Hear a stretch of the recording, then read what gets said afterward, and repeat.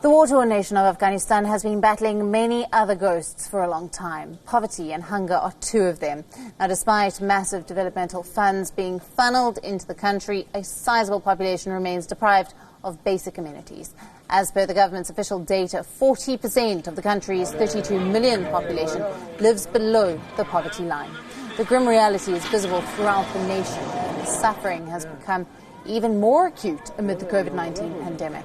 Afghanistan is highly dependent on imports for meeting its needs. Now, with transport shut, supply chain has been broken and food prices have soared. Food inflation in April stood at 16.7%. The Ghani government has initiated a program to provide rations to the poor. Loaves of bread will be given per family per day.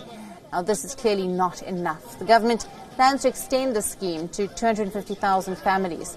The people say that the distribution is uneven and marred with invested interests. Distribution of bread is insufficient in our area. Our ration quota must be upgraded and increased, as the current distribution quota is not a fair share. We raised the problem with the government officials, but we didn't receive a positive response to our demands and complaints. Experts say the COVID-19 situation in Afghanistan could quickly turn from a health emergency to a food and livelihood crisis. Children may be the worst hit.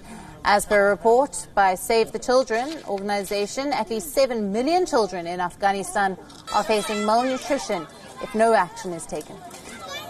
Our correspondent Mustafa Kazemi gets us this report from Kabul.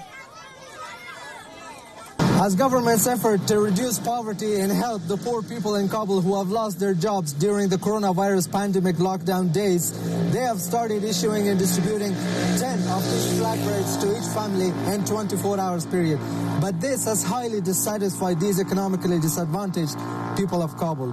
Government tell us that they are trying to work out other mechanisms to start distribution of food and ration and any other food items necessary for these people who do not have an income during the lockdown days.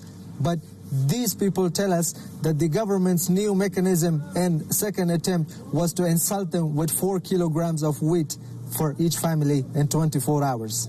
This is Mustafa Kazemi for WION, World is One.